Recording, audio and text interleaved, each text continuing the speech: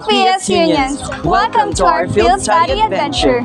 We are thrilled to share with you this journey as we explore the wonders to the world of teachers through the lens and discovery. Ready your mind and heart to be filled with wisdom and extraordinary things as we continue to dive into the depth of education. Come and join us as we share with you our insights and observations during our field study tour.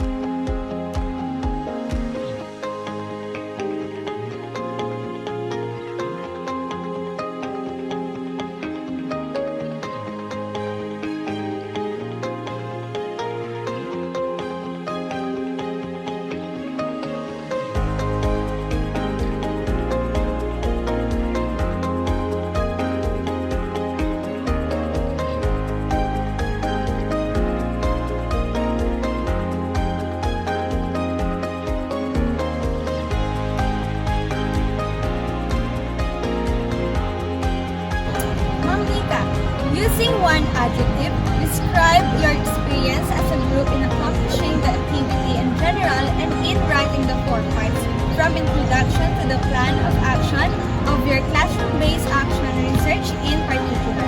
Why did you choose that adjective? So the best adjective that describe our group is collaborative. These best describe our experiences as a group in accomplishing the activity because it encapsulates the essence of working together to accomplish the activity and write the different parts of the classroom-based research plan.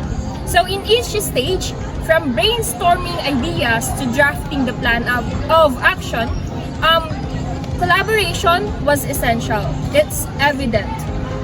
Everyone contributed their unique perspectives, insights, and expertise to develop a comprehensive and cohesive research plan. So this adjective highlights the synergy and cooperation among group members, so which fostered creativity, innovation, and ultimately led to a more robust and effective action research plan. And also, we believe that collaboration thrives when individuals actively listen to one another, respect each other's contributions, and leverage their unique strengths to complement one another. It involves open communication, constructive feedback, and a willingness to compromise for the greater good of the team. In essence, collaboration is about harnessing the power of teamwork to achieve outcomes that surpass what any individual could accomplish alone. By working alone effectively, group mates can leverage their collective strength to accomplish they could individually, ultimately leading to greater success and satisfaction.